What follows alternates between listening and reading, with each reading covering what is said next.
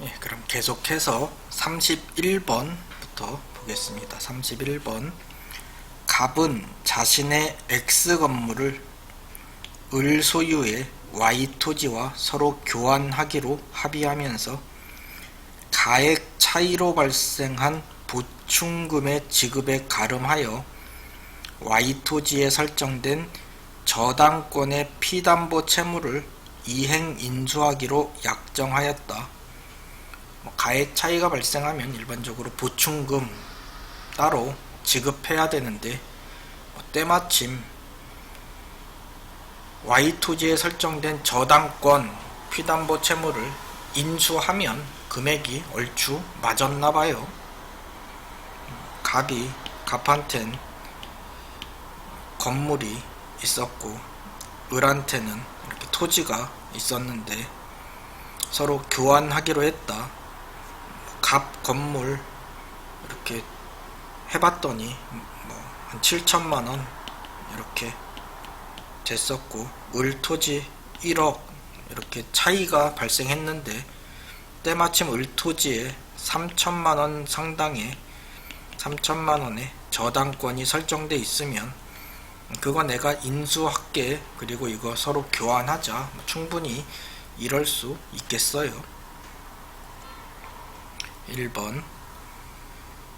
교환계약 체결 후 갑의 귀책 사유 없이 X건물이 멸실되더라도 위험부담의 법리는 적용되지 않는다.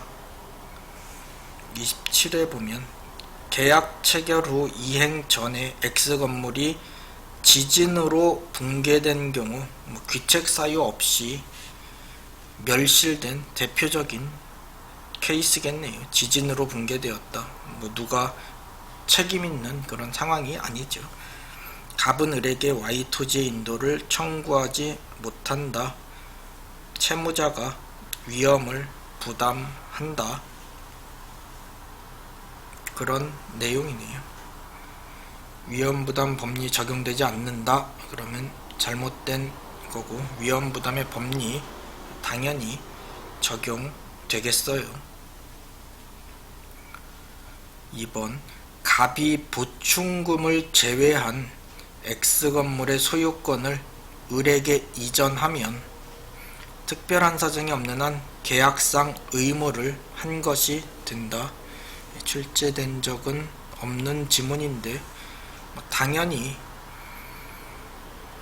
갑의 건물 소유권 이전하면 갑은 할 것 다 했죠. 이제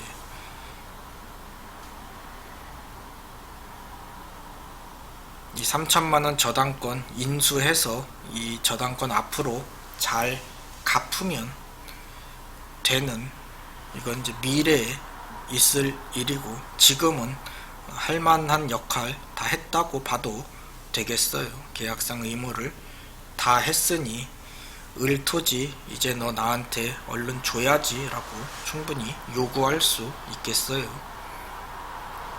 3번. 갑과 을은 특약이 없는 한 목적물의 하자에 대하여 상대방에게 담보 책임을 부담하지 않는다. 25에 보면 갑과 을이 교환 계약을 체결하면서 보충금을 지급하기로 한 경우 특별한 사정이 없는 한 서로 하자 담보 책임을 지지 않는다. 잘못된 지문으로 나왔고, 이번에도 그러면 담보 책임을 부담하지 않는다 라고 했으니까 잘못된 지문이겠네요. 교환 계약도 유상 계약이고 매매하고 다를 바 없죠. 담보 책임에 대한 규정 역시 당연히 적용된다라고 해야 맞겠어요. 4번. 갑이 피담보 채무의 변제를 게을리하여, 변제를 잘 해야 되는데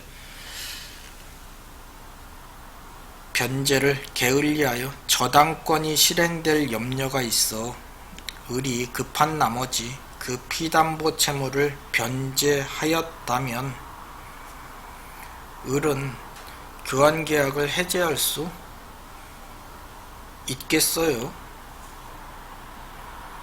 상황이 이 지경까지 오면 매매대금의 일부를 지급하지 않은 상황이 되는 거니까 을은 교환계약 해제할 수 있다라고 해야 맞겠네요. 세모 쳐야 되겠네요.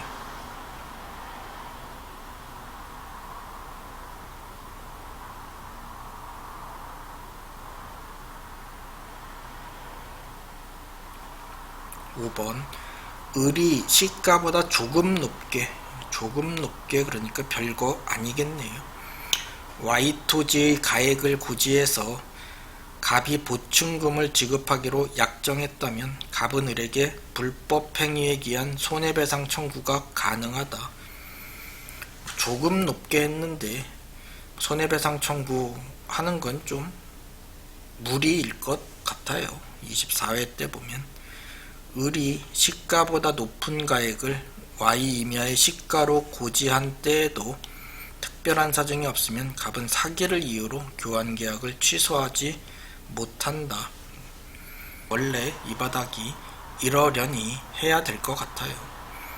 어느 정도 조금 높게 시가를 고지했다 이런 거는 불법 행위가 성립한다고 볼 수 없고 사기라고 할 수 없다. 이 바닥이 원래 이렇다고 그냥 생각해야 되겠어요.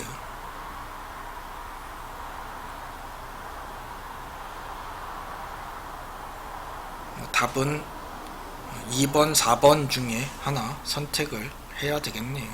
기출 지문만으로 답을 찾아야 된다면 그렇고 상식적으로 이렇게 봤을 때 이 상황에선 2번 쪽으로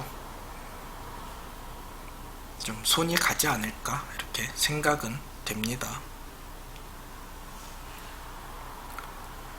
32번 계약금에 관한 설명으로 틀린 것은 묻고 있네요.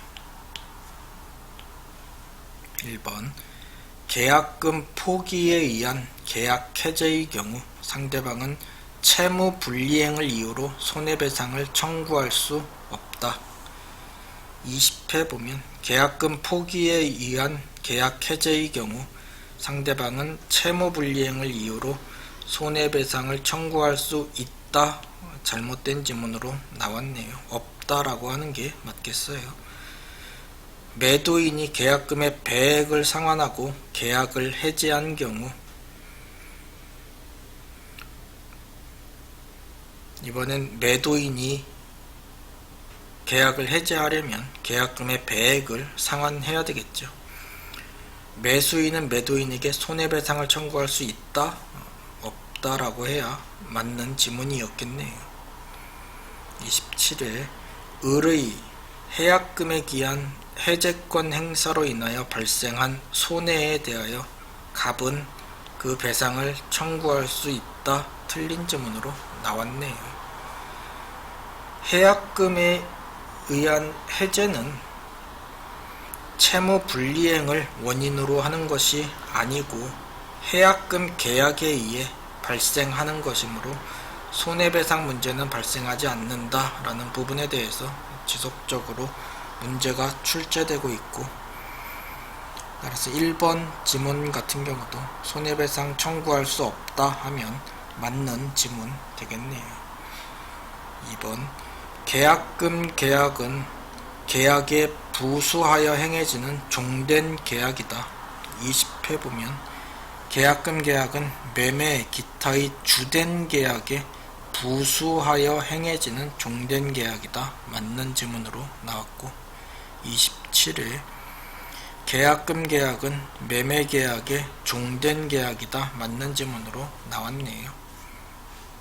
3번 계약금을 위약금으로 하는 당사자의 특약이 있으면 계약금은 위약금의 성질이 있다.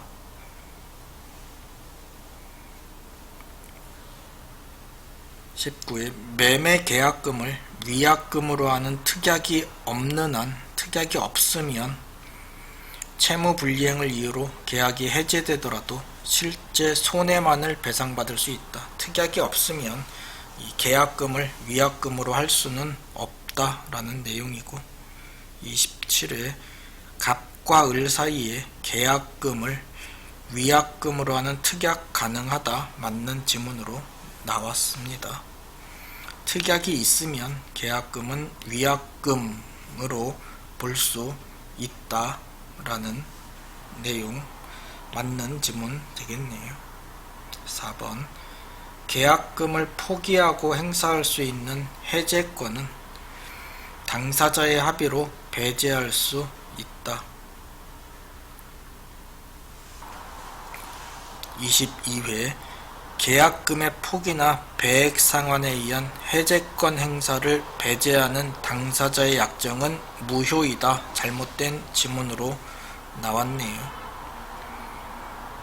당사자끼리 약정할 수 있다 이렇게 해야 맞는 지문이었겠어요. 27회 갑과 을 사이에 해약금에 기한 해제권을 배제하기로 하는 약정을 하였다면 더 이상 그 해제권을 행사할 수 없다.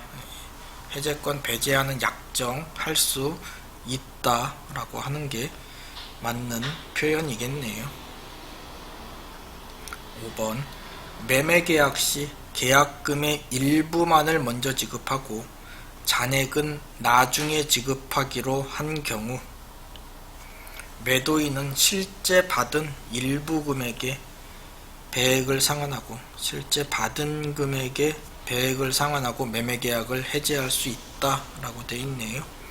19에 보면 매수인이 약정한 계약금을 지급하지 않은 경우 그 약정이 없었더라면 매매계약을 체결하지 않았을 것이라는 사정이 없는 한 매도인은 매매계약을 임의로 해제할 수 없다. 계약금 계약은 유물 계약이라서 계약금을 지급하기로 약정만 했다거나 아니면 계약금의 일부만 받고 나머지 나중에 줄게요 뭐 이렇게 했다면 계약금 계약이라는 게 성립하지 않은 것으로 봐야 되고, 계약금 계약이 성립하지 않았다면 당사자는 계약금을 포기하고 또는 계약금의 배액을 상환하고 계약을 해제할 수 있는 계약 해제권이 성립하지 않는다라고 이해를 해야 되겠네요. 근데 5번 지문에서는 잔액 나중에 지급하기로 해놓고 매매계약을 해제할 수 있다. 그나마 실제 받은 그 일부 금액의 배액만 상환하면서 계약을 해제한다. 이거는 좀 잘못된 표현이겠어요. 계약금 좀 중요한 부분이고 해당 부분 공부할 때 좀 특히 우리는 깊숙이 공부를 해야 될 필요 있는 부분이겠어요.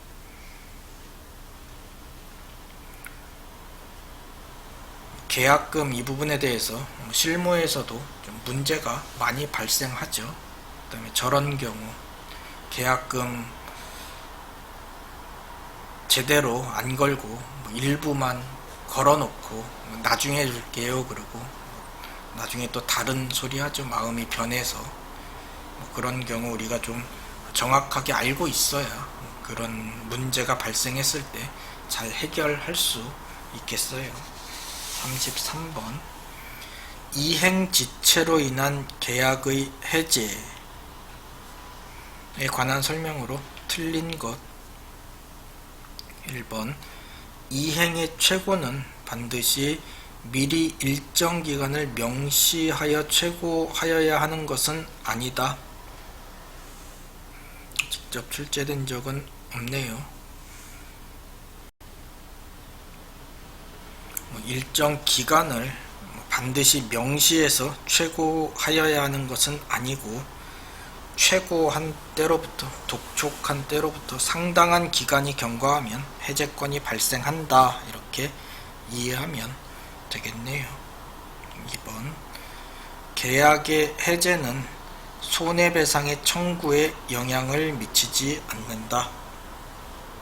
이것도 출제된 적은 없네요.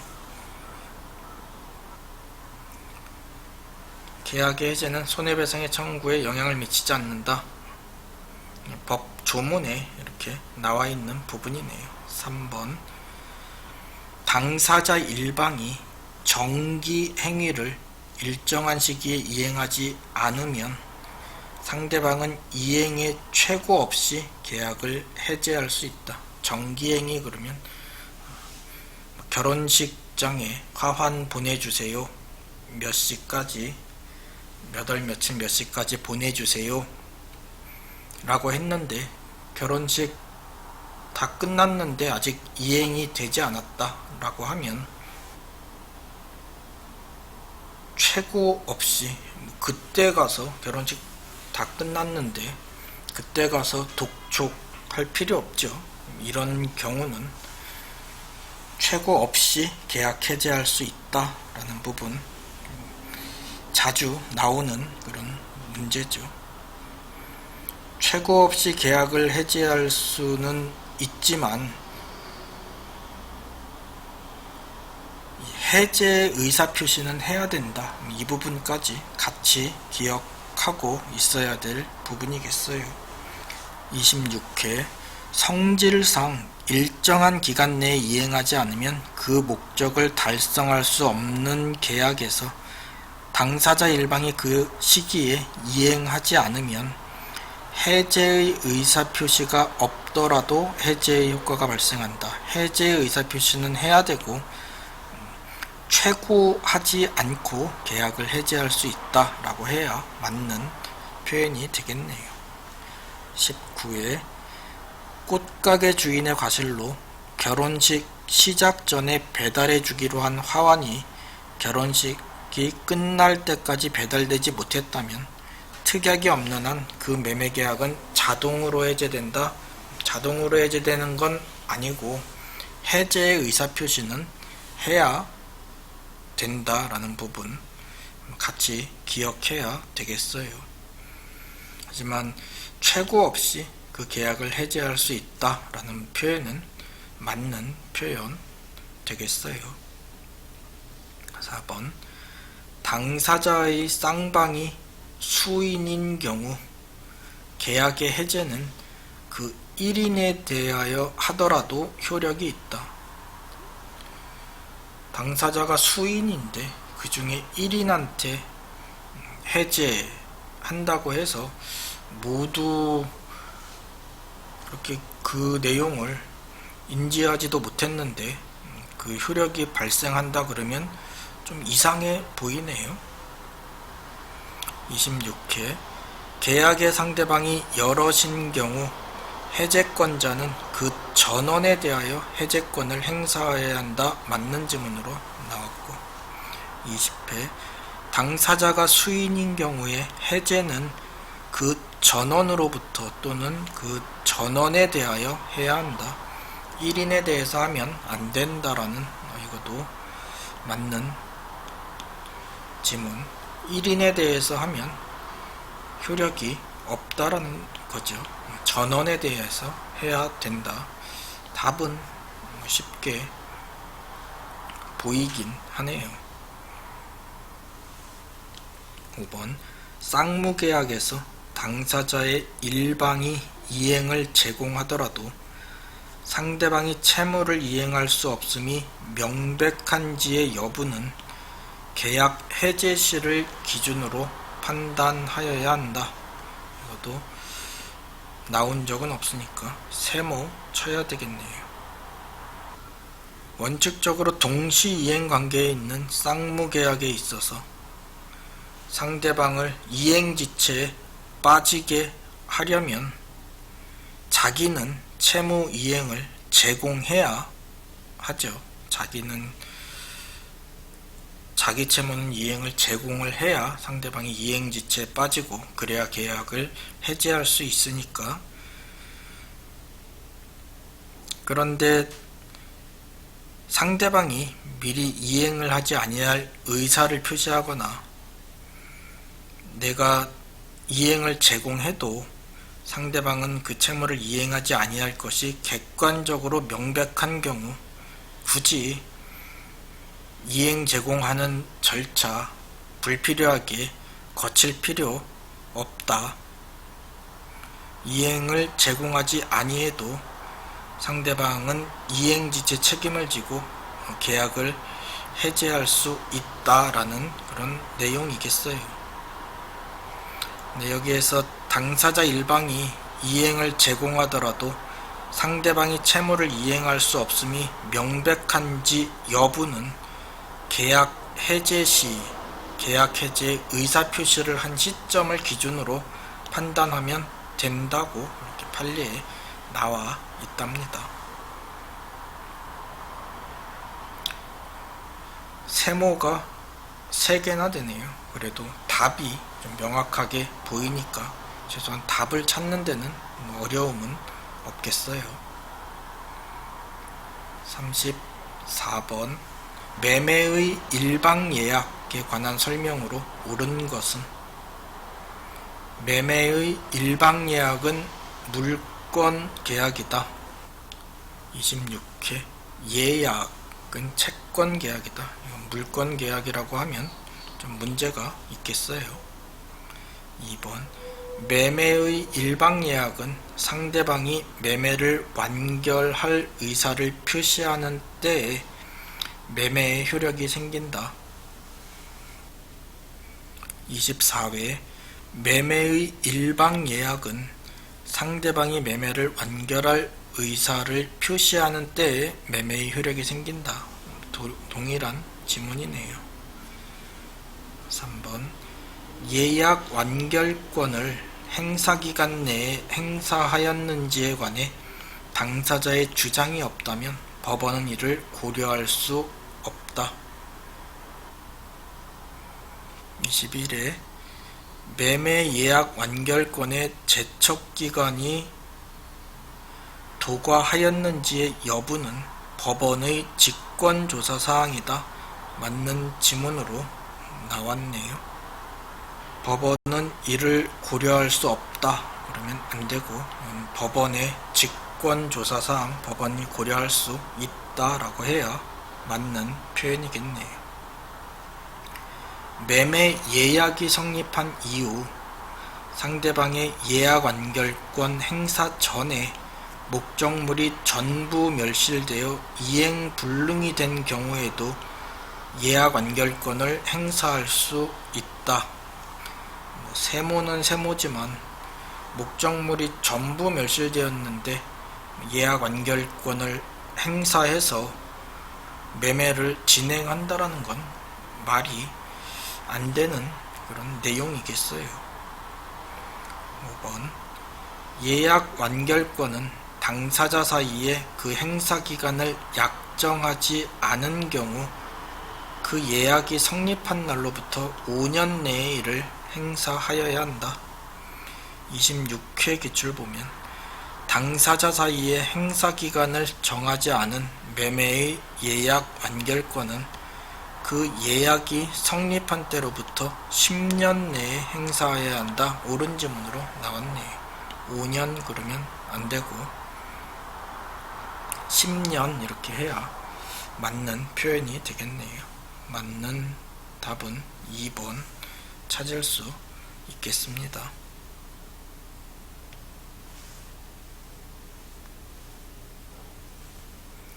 35번 갑이 2017년 2월 10일 을 소유의 X상가 건물을 을로부터 보증금 6억 원에 임차하여 상가 건물 임대차 보호상의 대항 요건을 갖추고 영업하고 있다. 다음 중 틀린 것은 이렇게 물었네요. 21회 때 보면 서울에 있는 상가 건물을 보증금 1억 원에 월세 350만 원에 임차한 계약, 이 계약은 상가 임대차 보호법의 적용 대상이 된다라고 해서 틀린 지문으로 나왔고, 보증금 1억 원에 월세 350만 원을 환산하면 4억 5천만 원이 나오고, 환산보증금 구할 때는 보증금에다가 월세 100을 곱한 것을 더해서 환산보증금을 구하고, 이 보증금이 4억 원, 서울 기준으로 4억 원이 넘으면 상가건물 임대차 보호법에 적용 대상이 되지 않는다. 그래서 이렇게 환산했더니 4억 5천만 원이 된 이 상가 건물은 상가건물 임대차 보호법에 적용 대상이 되지 않는다라고 이렇게 확인할 수 있었던 그런 문제가 21회 때 나온 적이 있고, 여기선 아예 그냥 보증금이 6억 원, 그래서 4억 원을 초과해서 상가건물 임대차 보호법 적용 대상이 아니다라는 부분까지는 우리가 이미 좀 확인할 수 있었겠어요. 상가건물 임대차 보호법이 적용되지 않는 그런 임대차에 대해서도 계약갱신 요구권, 차임, 보증금 증감을 청구할 수 있는 계약갱신 특례, 권리금 관련된 규정은 인정하고 있답니다. 이 부분을 알고 있는지를 묻고 있는 그런 문제가 되겠네요. 갑의 계약갱신 요구권은 비록 4억 원을 넘어서 이 법 적용 대상이 아니지만, 계약갱신 요구권은 이 규정을 인정해 준다고 했으니까 그 내용, 임대차 기간을 포함한 전체 임대차 기간이 5년을 초과하지 않는 범위에서 행사할 수 있다라는 부분은 규정이 적용되니까 맞는 지문이 되겠어요. 2번, 갑과 을 사이에 임대차 기간을 6개월로 정한 경우 상가건물 임대차 보호법이 적용되면, 임대차 기간을 6개월로 정했다 그러면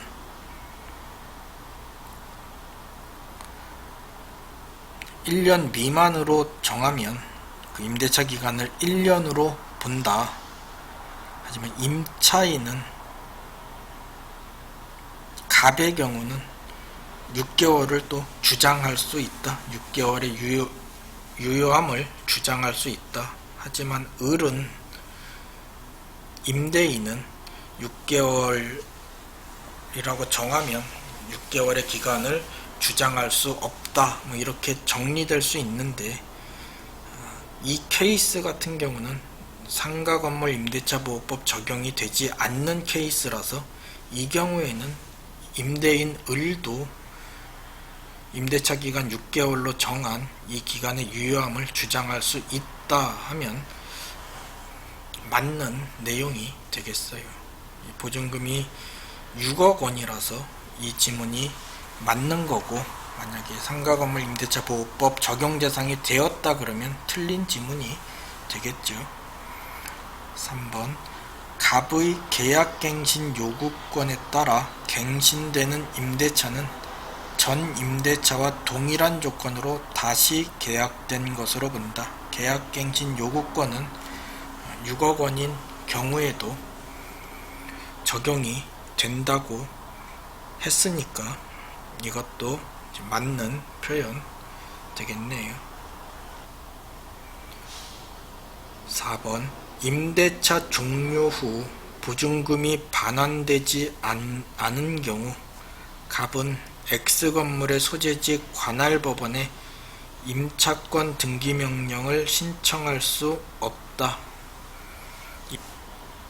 상가건물 임대차 보호법에 의하면 임대차가 끝난 후 보증금 반환되지 아니하는 경우 임차인은 관할법원에 임차권 등기명령을 신청할 수 있다 라고 되어 있는데, 이 규정은 상가건물 임대차보호법 적용 대상이 되지 않는 경우에는 적용되지 않으니까 이 보증금 6억 원인 이 케이스에서는 임차권 등기명령 신청할 수 없다라고 하면 맞는 지문이 되겠어요. 5번 X건물이 경매로 매각된 경우 갑은 특별한 사정이 없는 한 보증금에 대해 일반 채권자보다 우선하여 변제받을 수 있다. 상가건물 임대차 보호법에 의하면 대항 요건 갖추고 임대차 계약서상 확정일자 받은 임차인은 경매시 임차 건물의 환가대금에서 후순위 권리자나 그 밖의 채권자보다 우선하여 보증금 변제받을 권리가 있다. 그런데 이 규정은 적용 대상이 되지 않는 경우에는 적용되지 않으므로 6억 원이라서 이 상가건물 임대차 보호법 적용 대상이 되지 않는 이 케이스에서는 우선 변제받을 수 없게 되고, 그리고 이 케이스에서는 지금 대항 요건만 또 갖추고 있어서 확정일자에 관한 이야기가 없죠. 그래서 확정일자까지 있어야 우선 변제가 가능한데 확정일자 관련된 이야기도 없고 그것도 이상하고, 게다가 이 규정은 또 적용 대상이 되지 않아서 보증금 6억 원에 임차하고 있는 이 사람은 우선 변제권이 없다라고 해석해야 맞겠어요. 36번 보겠습니다. 갑은 을의 저당권이 설정되어 있는 병 소유의 X주택을 병으로부터 보증금 2억 원에 임차하여 즉시 대항 요건을 갖추고 확정일자를 받아 거주하고 있다. 그 후 정이 X주택의 저당권을 취득한 다음 저당권 실행을 위한 경매 거쳤고, 그래서 무가 X주택의 소유권을 취득하였다. 다음 중 옳은 것은? 갑을 병까지 나와도 힘든데 정무까지 막 이렇게 나왔네요.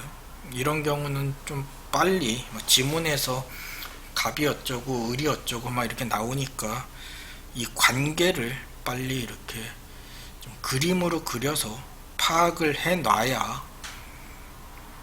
나머지 지문들을 좀 빨리 이해할 수 있을 거예요. 내용 보니까 주택 소유자는 병이네요. 그러면 X주택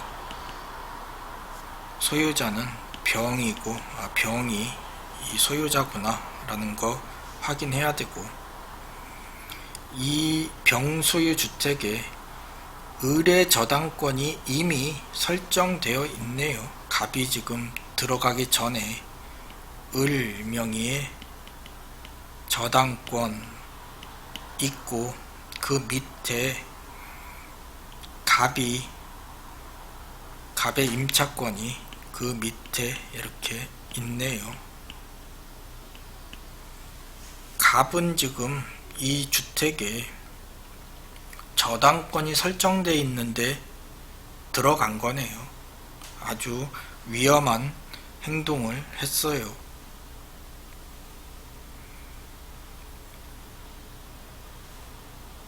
그 후 정이 X주택의 저당권, 정이 또 저당권을 취득하고, 그 다음에 경매 신청해서 무가 이 주택의 소유권을 취득했네요. 정이 경매 신청을 했지만 그렇다고 해서 갑의 임차권이 선순위니까 나 안전해 이렇게 이야기할 수는 없을 거예요. 이 케이스에서는. 21회 때도 거의 같은 케이스가 출제됐죠. 이 케이스도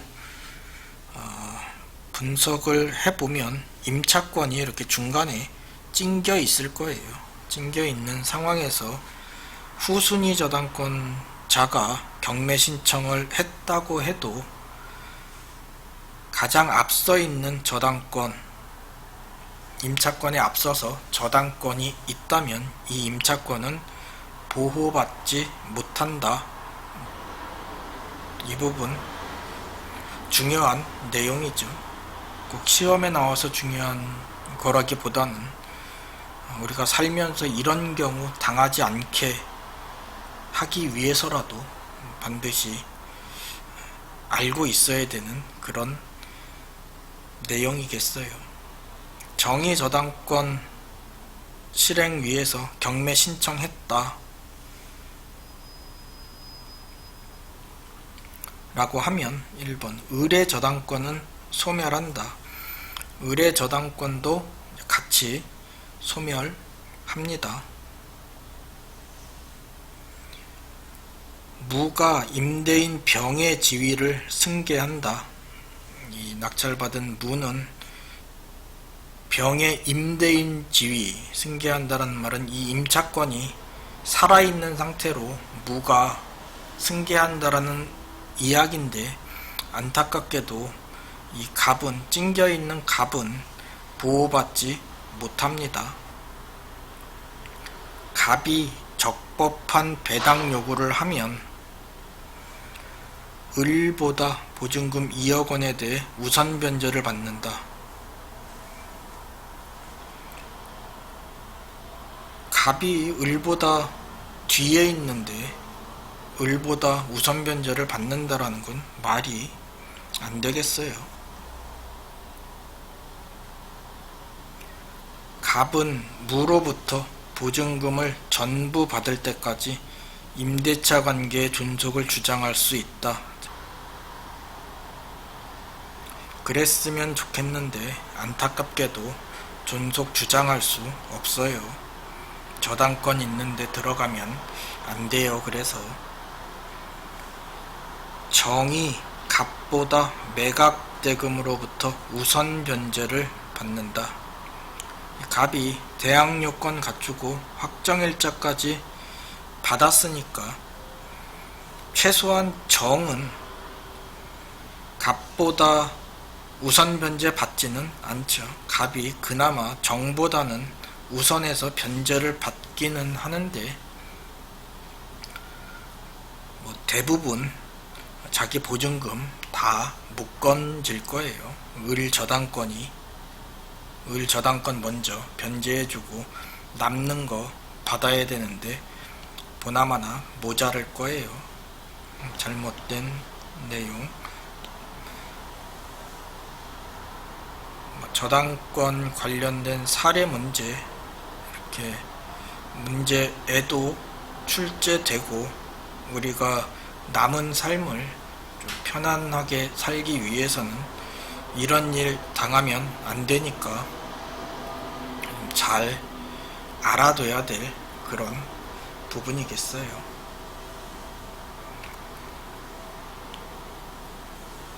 정규 수업 시간에 잘 다루겠죠. 지금 다 설명하기는 좀 어렵겠네요.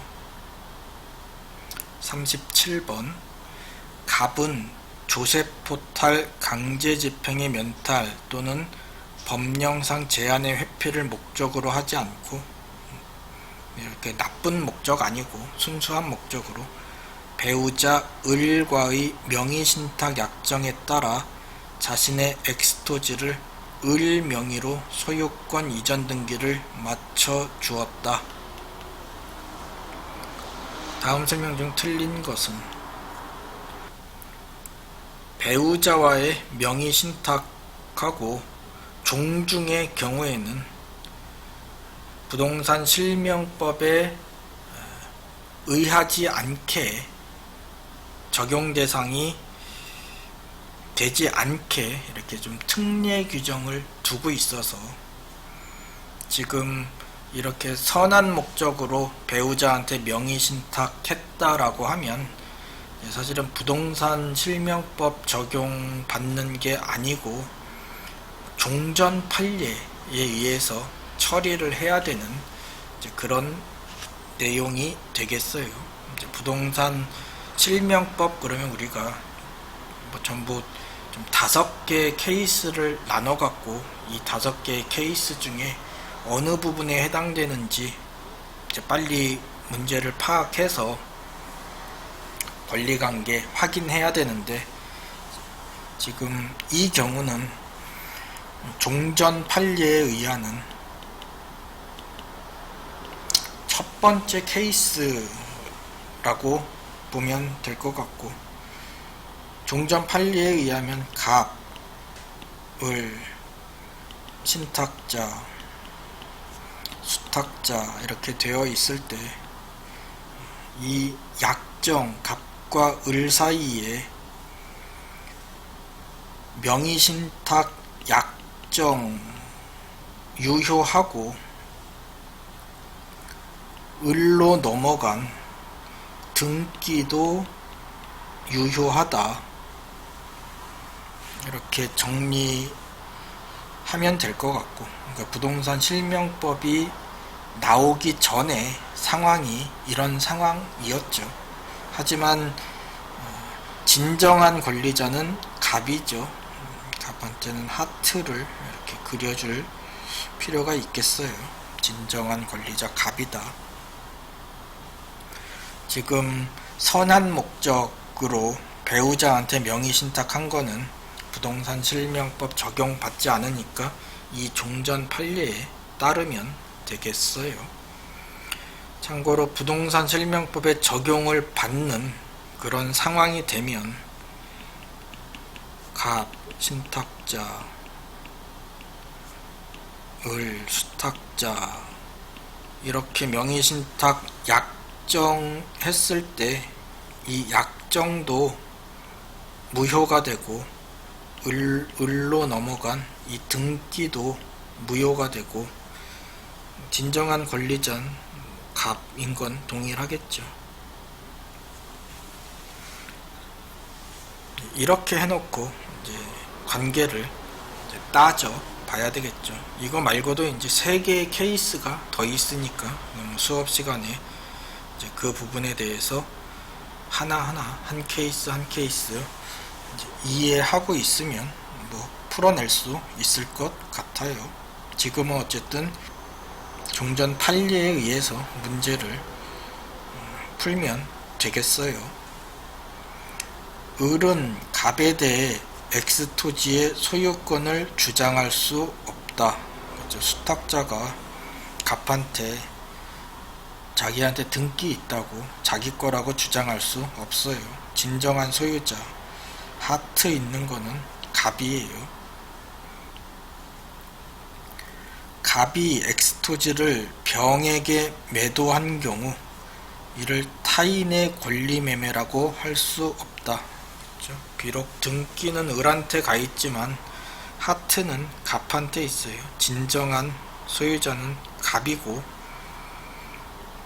이거를 병에게 갑 입장에서는 충분히 매도할 수 있는 그런 위치이기도 해요. 단순히 명의신탁 약정에 의해서 등기만 잠깐 넘겨놓은 거니까 이를 타인의 권리 매매라고 할 수 없다. 맞는 표현이에요. 3번 정이 X토지를 불법 점유하는 경우 갑은 직접 정에 대해 소유물 반환 청구권을 행사할 수 있다.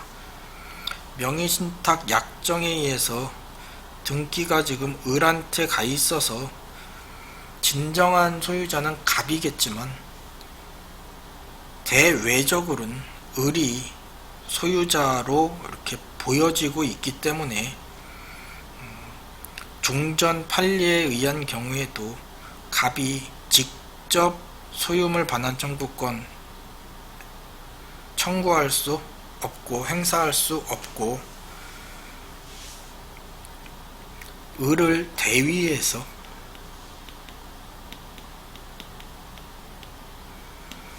정에게 소유물 반환 청구권을 행사할 수 있다라고 해야 맞는 표현이 되겠어요. 잘못된 거 선택할 수 있고. 4번 을로부터 X토지를 매수한 병이 을의 갑에 대한 배신 행위에 적극 가담한 경우, 이런 말 나오면 아주 나쁜 사람, 악질인 사람이라고 단정해도 되겠어요. 을과 병 사이의 계약은 무효이다. 명의신탁 약정을 한 이후에 을이 등기자가 되어 있고, 이렇게 해놓은 신탁자가 그렇게 썩 바람직한 그런 사람은 아니죠. 뭔가가 있어서 자기 명의로 안 해놓고 다른 사람 명의로 해놔서 굳이 갑을 열심히 이렇게 보호해줄 필요는 사실은 없어요. 그래서 이제 부동산 실명법 만들어서 아예 이런 약정 자체를 못하게 이제 막아놓은 상황이 되는 거고, 그러다 보니 을 명의에 등기가 되어 있는 상태에서 을이 다른 사람에게 토지를 판다, 병에게 토지를 판다 그러면 이 병은 선악을 불문하고, 선이든 악이든 불문하고 유효하게 권리를 취득할 수 있다고 합니다. 그런데 이 병이 그냥 저게 원래는 갑건데 을 앞으로 명의신탁 약정이 돼 있는 거 알면서 자기가 이거를 사는 것까지는 그래도 너도 그래도 좀 정상적이지 않지만 갑이 너보다 좀 더 이상해 그러면서 인정해 주지만, 거기가 이제 마지노선이죠. 그걸 넘어서 아예 배신 행위에 적극 가담해서 나한테 팔어 라고 이 상태까지 갔다면 굳이 더 이상 이제 병을 보호할 필요가 없는 거죠. 을과 병 사이의 계약은 무효이다, 이렇게 이해하면 되겠어요. 5번 병이 을과의 매매계약에 따라 X토지에 대한 소유권 이전 등기를 마친 경우 특별한 사정이 없는 한 병이 X토지의 소유권을 취득한다. 그렇죠? 어지간하게 배신행위에 적극 가담한 상황이 아니라면, 정상적인 매매계약 거쳐서 소유권 이전 등기 마쳤다 그러면 병은 이 토지 소유권 취득한다, 이렇게 이해하면 되겠어요. 답은 3번 이렇게 찾을 수 있고, 부동산 실명법의 5가지 케이스는 수업 시간에 각 케이스별로 나눠서 도대체 명의신탁 약정하면 무슨 일이 일어나는지 하나씩 좀 볼 필요가 있겠어요. 여기서 한 문제씩은 꼭 나오니까. 그리고 그 케이스를 또 벗어나질 않아서 좀 어렵지 않게 정복할 수 있으리라 생각합니다. 38번 갑은 을에게 빌려준 1000만원을 담보하기 위해 을 소유의 X 토지의 가등기를 마친 다음 병이 X 토지에 대해 저당권을 취득하였다. 다음 설명 중 옳은 것은? 1번 을의 채무변제 의무와 갑의 가등기 말소 의무는 동시이행의 관계가 있다. 23회 보면 가등기 담보의 채무자의 채무 변제와 가등기 말소는 동시이행 관계에 있다 하고 틀린 지문으로 나왔네요. 이것도 틀렸겠네요. 채무자의 채무 변제와 가등기 말소 이 두 가지는 채무 변제가 우선되어야 한다. 동시이행의 관계가 아니다. 채무 변제 먼저 그 다음에 가등기 말소 해주면 된다 라는 부분이네요. 2번 갑이 청산기간이 지나기 전에 가등기에 의한 본등기를 마치면 그 본등기는 무효이다. 2번 이 법에서 정한 청산 절차를 거치지 않은 담보가등기에 기한 본등기는 원칙적으로 무효이다. 맞는 지문으로 동일하게 나왔네요. 3번 을이 청산기간이 지나기 전에 한 청산금에 관한 권리의 양도는 이로써 병에게 대항할 수 있다. 실제 되진 않았네요. 변리사 시험이 한번 나왔고 채무자가 청산기간이 지나기 전에 한 청산금에 관한 권리의 양도나 그 밖의 처분은 이로써 후순위 권리자에게 대항하지 못한다 라고 해서 맞는 지문으로 나왔네요. 병에게 대항할 수 없다 이렇게 해야 맞는 표현이 되겠네요. 4번 병은 청산기간이 지나면 그의 피담보채권 변제기가 도래하기 전이라도 엑스토지의 경매를 청구할 수 있다. 26회 담보가등기 후의 저당권자는 저당기간 내라도 저당권의 피담보채권의 도래 전에는 담보목적 부동산의 경매를 청구할 수 없다 해서 틀린 지문 나왔네요. 청산기간 내에 한정해서 피담보채권의 도래 전에 경매를 청구할 수 있다라고 해야 맞는 지문이 되었겠어요. 20회 후순위 권리자는 청산기간에 한정하여 청산기간 내에 그 피담보채권의 변제기가 도래하기 전이라도 경매를 청구할 수 있다 이렇게 해야 맞는 표현 되겠네요. 청산기간이 지나면 이러면 안되죠. 청산기간 내에 한정해서 청산기간 내에는 이 피담보채권 변제기가 도래하기 전이라도 경매 청구를 할 수 있다 라고 해야 맞고, 청산기간이 지나면 안되죠. 청산기간 내에 한정해서 경매 청구할 수 있다라고 해야 맞는 지문이 되었겠어요. 5번 갑의 가등기 담보권 실행을 위한 경매 절차에서 X토지의 소유권을 정의 취득한 경우 갑의 가등기 담보권은 소멸하지 않는다. 출제된 적은 없지만 가등기 담보권은 경매 절차에서 부동산의 매각에 의해 소멸한다. 당연히 이거는 소멸해야 되겠죠. 계속 남아있으면 안 되겠죠.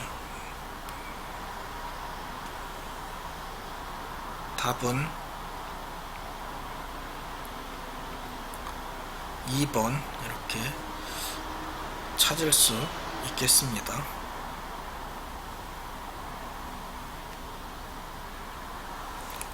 39번 집합건물법 문제네요. 집합건물의 소유 및 관리에 관한 법률상 구분 소유자의 5분의 4 이상 및 의결권의 5분의 4 이상의 결의가 있어야만 하는 경우, 가장 중요한 일이겠어요. 5분의 4를 요구하는 거 보면 80%의 동의, 결의 있어야 한다는 건데, 딱 봐도 재건축 하자라고 하는 게 가장 심각한 일이겠어요. 24회 때 집합 건물의 소유 및 관리에 관한 법률상 재건축을 하기 위해서는 구분 소유자의 5분의 4 이상, 의결권의 5분의 4 이상의 결의가 있어야 한다라는 부분 물었었네요. 나머지 것들 몇 분의 몇 이상의 결의인지에 대해서 다 외우라고 이렇게 하기는 좀 어렵겠어요. 대충 시험에 나온 거 위주로 공용 부분 변경 4분의 3 이것도 제법 중요하구나. 과반보다 일단 더 많이 요구하니까. 규약의 설정, 변경, 폐지 이것도 4분의 3 요구하는구나. 전유 부분 사용금지 청구 이것도 4분의 3 필요로 하는구나. 기억할 수 있으면 이런 것들 한 몇 번 봐두면 될 내용이지, 이거를 우리가 전부 외우기는 좀 무리일 거예요.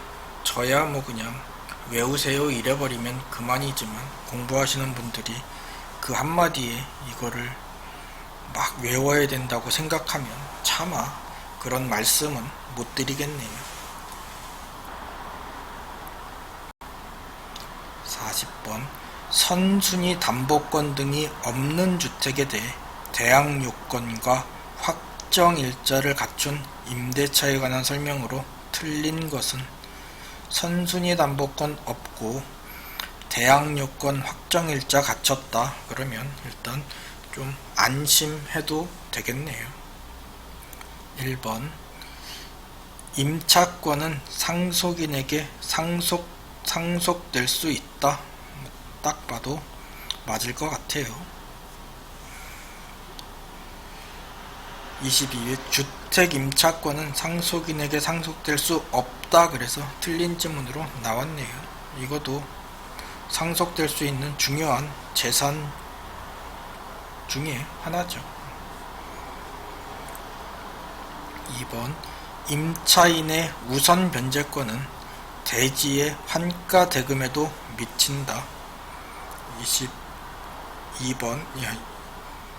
22회 갑이 대지만을 병에게 매도한 뒤 그 대지가 경매되는 경우 을은 환가 대금에서 최우선 변제를 받을 수 있다. 23회 대항 요건 및 확정 일자를 갖춘 주택 임차권자는 임대차 성립 당시 임대인 소유였던 대지가 타인에게 양도되어 임차주택과 대지 소유자가 달라지더라도 대지의 환가 대금에 대해 우선 변제권 행사할 수 있다. 이것도 맞는 내용이겠어요. 24회 임대차 성립 시에 임차주택과 그 대지가 임대인의 소유인 경우 대항력과 확정일자를 갖춘 임차인은 대지만 경매되더라도 그 매각대금으로부터 우선 변제를 받을 수 있다.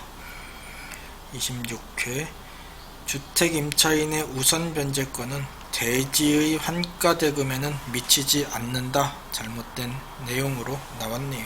대지의 환가대금에도 미친다 라고 해야 맞는 표현이겠어요. 표현만 조금 달리하면서 계속 반복적으로 나오고 있는 그런 문제네요. 3번 임대차가 묵시적으로 갱신된 경우 그 존속기간은 2년으로 본다. 24회 임대차 계약이 묵시적으로 갱신되면 그 임대차의 존속기간은 2년으로 본다. 맞는 지문으로 나왔죠. 4번 임차인이 경매 절차에서 해당 주택의 소유권을 취득한 경우 임대인에 대하여 보증금 반환을 청구할 수 있다. 20회 을이 임차인이었겠죠. 임차인이 갑소유의 주택을 양수한 경우 특별한 사정이 없는 한 을의 보증금 반환 채권은 소멸한다. 맞는 지문으로 나왔죠. 주택을 양수한 경우 뿐만 아니라 임차주택을 경매 절차에서 경락받아서 임차주택의 소유권을 취득한 때에도 보증금 반환 채권은 혼동으로 소멸한다 라는 부분 같이 공부가 되었을 겁니다. 임대인에 대하여 보증금 반환을 청구할 수 있다 라는 부분 잘못되었네요. 보증금 반환 채권은 소멸한다, 보증금 반환 청구할 수 없다 라고 해야 맞겠어요. 5번 임차인의 보증금 반환 채권이 가압류된 상태에서 그 주택이 양도된 경우 가압류 채권자는 양수인에 대하여만 가압류의 효력을 주장할 수 있다. 24회 주택임대차 보호법상 대항력을 갖춘 임차인의 임대차 보증금 반환 채권이 가압류된 상태에서 주택이 양도된 경우 양수인은 채권 가압류의 제3채무자 지위를 승계한다. 같은 맞는 지문 같은 표현이네요. 양도인은 어차피 양수인이 모든 거 다 승계하니까 양도인은 손 털고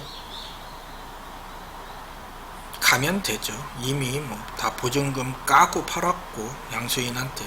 그러면 이제 양수인이 저런 거 다 이제 책임지고 해야지.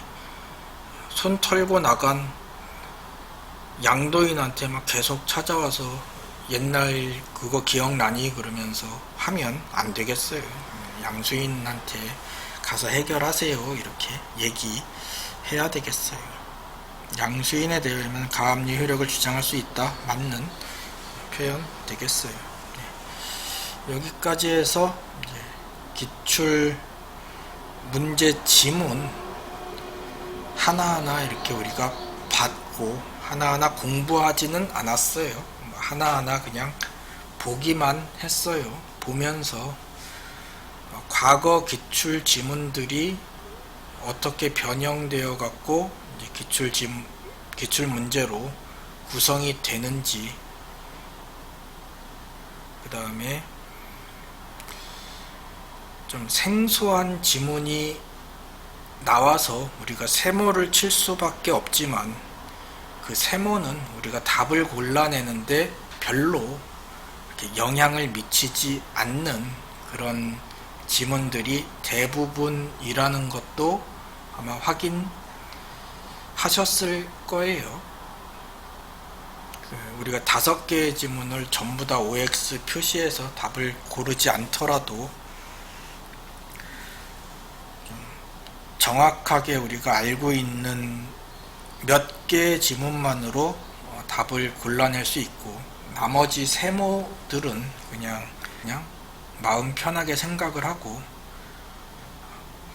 이제 기출지문 중심으로 우리가 좀 정확하게 또 정확하게 알고 있어야 하겠다라는 마음 먹고 이제 정규 수업 과정 통해서 기출지문 내용들 좀 관련된 내용들끼리 모아서 좀 우리가 잘 정리하는 그런 시간 가져보도록 그렇게 하겠습니다.